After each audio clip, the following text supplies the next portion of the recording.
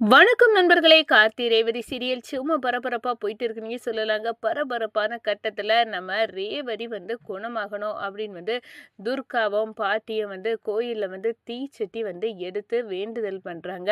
அதே நேரத்துல நம்ம சாமுண்டேஸ்வரிய பார்த்தா குழந்தைங்க ஆசிரமத்துல போய் கூட்டு பிரார்த்தனை பண்ணி அவங்களுக்கு சாப்பாடெல்லாம் குழந்தைங்களுக்கு போடுறாங்க.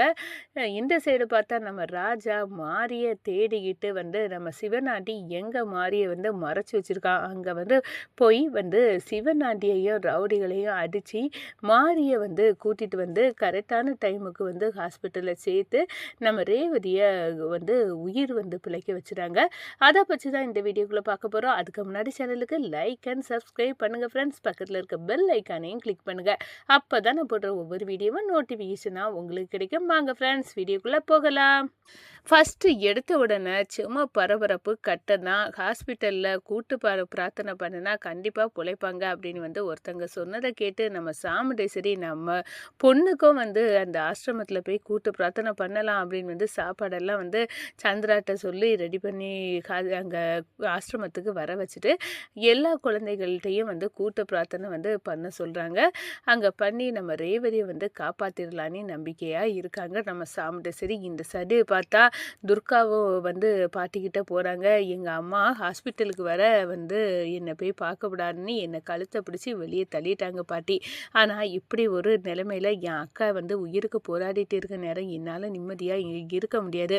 அதனால தான் நான் கோயிலுக்கு போகிறோம் அப்படின்னு கோயிலுக்கு போகிறாங்க. நவீன துர்காவும் அங்கே பாட்டியும் போகிறாங்க. எனக்கும் நம்ம ரேவதிக்காக வேண்டுதல் பண்ணலான்னு இருக்கேன் அப்படின்னு சொல்லிட்டு கோயிலில் போய் சாமி கும்பிட்டுட்டு இருக்க நேரம் ஏன் ரேவதிக்காக தீச்சட்டி எடுக்கக்கூடாது அப்படின்னு நம்ம பரமேஸ்வரி பாட்டின்னு நினைக்கிறாங்க. அதோட தீச்சட்டி எடுக்கிறதுக்கு ஏற்பாடுகள் நம்ம பாட்டி பண்ணுறாங்க. உடனே நம்ம துர்கா பார்க்குறாங்க. என்ன பாட்டி மட்டுமா பண்ணணும் அவங்க பேத்திக்காக? நான் அவங்க என் தங்கச்சி, எனக்கு அப்போ பொறுப்பு இருக்கா இல்லையா? நான் என் அக்கா பிழைக்கணும்னு எனக்கும் இருக்குது ஆசை. அதனால் நானும் தீச்சட்டி எடுப்பேன் அப்படின்னு சொல்கிறாங்க. வேண்டாமா, நான் மட்டும் எடுத்தால் போதும் அப்படின்னு நம்ம பாட்டி சொல்கிறாங்க. இல்லை பாட்டி, என்னோட அக்கா அவள் கண்டிப்பாக பிழைக்கணும். இப்போ மட்டும் அந்த மாயா அங்கே கிடச்சானா அவ்வளோதான், நானே சுட்டு பொசுக்கிடுவேன் எங்கள் அக்காவை இப்படி செய்தவளை அப்படின்னு அந்த இடத்துல கொந்தளிக்கிறாங்க. எப்படியாவது என் ரேவதி பிழைக்கணும் அப்படின்னு துர்காவும் தீச்சட்டி எடுக்க ஏற்பாடு பண்ணுறாங்க. அந்த நேரம் பார்த்து நம்ம பாட்டி ராஜாவுக்கு கால் பண்ணுறாங்க. பிளட்டு கொடுக்க அந்த பொண்ணை கண்டுபிடிச்சிட்டியா அப்படிப்பா அப்படின்னு கேட்குறாங்க. இல்லை பாட்டி, நான் அதான் தேடிட்டு இருக்கேன். அந்த சிவனாண்டி தான் எங்கேயோ மறைச்சி வச்சுருக்கான். ஏன்னா அந்த பொண்ணு நம்ம ரேவதிக்கு பிளட்டு கொடுக்க தயாராக தான் இருந்து அந்த நேரத்தில் தான் ஏதோ 2 பேர் அவங்கள பிளட்டு கொடுக்க நீ தான் கூட்டிகிட்டு போயிருக்காங்க.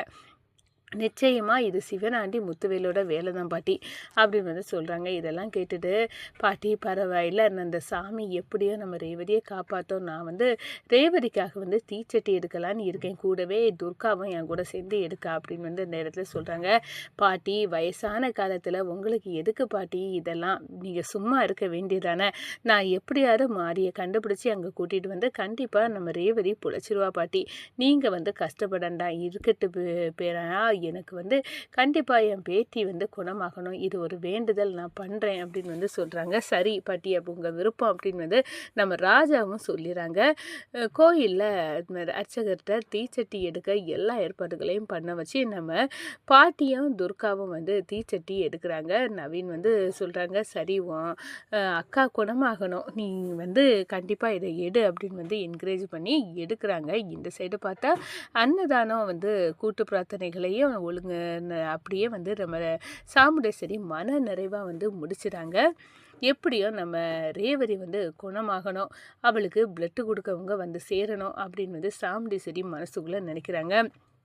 நம்ம மாரியை கடைச்சி வச்சுட்டு சிவனாண்டி முத்துவேலை இனி இந்த டிரைவர் பையன் எப்படி அவளை இங்கேருந்து கொண்டு போய் வர முடியும் அப்படின்னு சொல்கிறாங்க. கடவுள் புண்ணியமாக நம்ம ராஜாவுக்கு ஒரு வீடு கிட்ட வந்தவுடனே கார் நின்றுடுது. என்ன இங்கே கார் நிற்கிது, ஏதோ ஒரு விஷயமா தான் இருக்கும் அப்படின்னு சொல்லிட்டு அந்த காரை பார்க்குறாங்க. எல்லாம் சரியாக தான் இருக்குது, ஆனால் கார் ஏன் ஓட மாட்டேங்குது அப்படின்னு அந்த இடத்துல பார்க்குற நேரம் கடவுள் புண்ணியமாக ஒரு இந்த வீடு பூட்டி இருக்கு. இது எது என்ன விஷயம்? இங்கே வந்து யார்கிட்டயாவது வந்து ஹெல்ப் பண்ணி கேட்கலாம் அப்படின்னு வந்து போய் பார்க்கலாம் அப்படின்னு வந்து அந்த இடத்துல கதவை தட்டுறாங்க. அப்போ தான் ஒரு ரவுடி வந்து துறக்கிறாப்புல. உடனே உள்ள இருக்க மாறி வந்து கோயில் எப்போவுமே சாமியை தான் வந்து வேண்டிக்கிட்டு இருப்பாங்க அப்படின்னு வந்து சொல்லியிருப்பாங்க இல்லையா?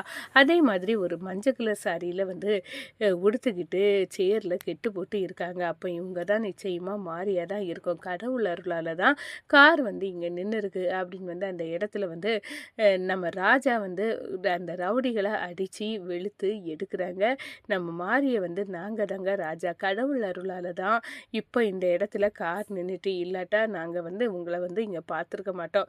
எல்லாமே கடவுளுக்கு செயல் தான் அப்படின்னு வந்து சொல்கிறாங்க. சரி வாங்க போவோம், பிளட்டு கொடுக்க நான் அந்த உங்கள் ஒய்ஃபுக்கு கொடுக்கலாம், பிளட்டு கொடுக்கலாம் அப்படின்னு வந்து தயாராக இருக்க நேரம் தான் இவர் என்னோட ஒய்ஃபு தான், நீங்கள் வாங்க அப்படின்னு வந்து அந்த இடத்துல கூட்டிகிட்டு வந்து அந்த சிவனாண்டி முத்துவேலோட வேலை தாங்க எல்லாம். என் ஒய்ஃப் வந்து பிழைக்கக்கூடாது அப்படின்னு தான் இவங்க பண்ணியிருக்காங்க அப்படின்னு வந்து அந்த இடத்துல சொல்லுறாங்க. இதை கேட்டுட்டு இப்படியெல்லாம் மனுஷங்க இருப்பாங்களா என்ன, என்னோட மொபைலை வேற பறித்து தூக்கி தூர போட்டுட்டாங்க அப்படின்னு வந்து அந்த இடத்துல சொல்கிறாங்க. இதை கேட்டதும் சரி இப்போ நான் ரேவதி பிழைக்கணும் வாங்குங்க அப்படின்னு வந்து அந்த இடத்துல ஹாஸ்பிட்டலுக்கு கூட்டிகிட்டு போகிறாங்க. நம்ம டாக்டரு பல்ஸ் எல்லாம் குறைஞ்சிட்டே போகுது அப்படின்னு வந்து பரபரப்பாக வந்து பார்த்துட்டு இருக்க நேரத்தில் மாரியோடி வந்து ஹாஸ்பிட்டலில் என்டர் கொடுக்காங்க நம்ம ராஜா. உடனே வந்து சரி இப்போ கரெக்டான நேரத்துக்கு நீங்கள் கூட்டிகிட்டு வந்துட்டீங்க, இப்போவே ஆப்ரேஷனை வந்து பண்ணிடலாம் அப்படின்னு வந்து ஆப்ரேஷனை வந்து பண்ணுறாங்க. அதோட வந்து நம்ம டாக்டர் பண்ணி முடித்த கையோட வெளியே வர நேரம் கேட்குறாங்க, எப்படி என் பொண்ணு வந்து அபாய கட்டத்தை தாண்டிட்டாளா அப்படின்னு வந்து கேட்குற நேரம் ஆமாம், அவங்களுக்கு ஆப்ரேஷன் வந்து பண்ணியாச்சு, அவங்களுக்கு இன்னும் ஞாபகம் வரலை, 2 மணி நேரம் கழித்து தான் ஞாபகம் வரும், அவங்களுக்கு வந்து உடம்புல இருந்த புல்லட்டெல்லாம் ரிமூவ் பண்ணியாச்சு, இப்போ பிரச்சனை இல்லை அப்படின்னு வந்து அந்த இடத்துல சொல்கிறாங்க. மாரிக்கு கையை பிடிச்சி ரொம்ப நஞ்சிங்க, என் பொண்ணோட உயிரை வந்து காப்பாற்றிருக்கீங்க நீங்கள் தான் அப்படின்னு வந்து அந்த இடத்துல நம்ம மாரியோட கையை பிடிச்சி நம்ம சாமுண்டேஸ்வரி என்ன உதவினாலும் நான் உங்களுக்கு செய்ய தயாராக இருக்கேன் அப்படின்னு வந்து சொல்கிறாங்க. எனக்கு உதவி வேண்டாம், உங்கள் மாப்பிள்ளை தான் இவ்வளோ கஷ்டப்பட்டு அந்த ரவுடியை என்னை வந்து கடத்தி வச்சுருந்தாங்க, அவங்கள்ட்ட அடித்து என்னை மீட்டி இங்கே கூட்டிகிட்டு வந்தது அவங்க தான், எனக்கு உங்கள் பொண்ணு பிழைச்சதில் ரொம்ப சந்தோஷம்தான் அப்படின்னு வந்து அந்த இடத்துல வந்து சொல்லுறாங்க. நம்ம ராஜா கிட்ட மாப்பிள்ளை நீங்கள் உங்களுக்கும் வந்து ரொம்ப தேங்க்ஸ் என் பொண்ணை காப்பாற்றினது அப்படின்னு வந்து சொல்கிறாங்க. நம்ம சாமுண்டேஸ்வரி அப்படி சொன்ன உடனே இல்லை அத்தை, நான் வந்து ரேவதிக்காக செய்யாமல் வேறு யாருக்காக செய்தேன், இதெல்லாம் வந்து என்னோட மனைவி ரேவதி அப்படின்னு வந்து அந்த இடத்துல சொல்லுறாங்க. நம்ம ராஜாக்கு மேலே அப்படியே மதிப்பும் மரியாதையும் நம்ம சாமுண்டேஸ்வரிக்கு வந்து உயர்ந்து போகுது. இவர் நம்ம பொண்ணுக்காக வந்து எவ்வளோ பெரிய இன்னல்கள், அவருக்கு உயிரையே பணைய வைத்து என்னென்னமோ செய்து என் பொண்ணு பிழைக்கணும் அப்படின்னு வந்து செய்தார் அப்படின்னு வந்து நினச்சிட்டு இருக்க நேரம் தான் வந்து அந்த டிடெக்டிவ் வந்து கால் பண்ணுறாங்க. இந்த பாருங்க சாமுண்டேஸ்வரி, நீ வந்து சந்தேகப்பட்டது சரியாக தான் போச்சு, நீ மாப்பிள்ளை ராஜாவை விசாரிக்க சொன்னால அவரோட ஒரிஜினல் பெயர் கார்த்திகேயன், அவர் வந்து பெரிய கம்பெனிக்கு ஓனர், அவர் வந்து வேற யாரும் இல்லை, நீ நினச்சது மாதிரி ராஜ சேதுபதியோட பேரன்தான் அப்படின்னு வந்து உண்மை வந்து தெரியுது. ஆனாலும் நம்ம சாமுண்டேஸ்வரிக்கு மனம் வந்து நம்ம ராஜாவை வந்து வெறுக்கவோ ஒன்றுமே செய்யலை, அவருக்கு மேலே வந்து ஒரு துளி அளவு கூட வெறுப்பு வரலை, அவர் வந்து நம்ம குடும்பத்துக்காக அவ்வளோ பெரிய தியாகம் பண்ணியிருக்காரு, இவர் நம்ம குடும்பத்துக்கு கிடைச்ச பொக்கிஷம் அப்படின்னு வந்து சாமுண்டேஸ்வரி வந்து நினைக்க தொடங்கிட்டாங்கங்க.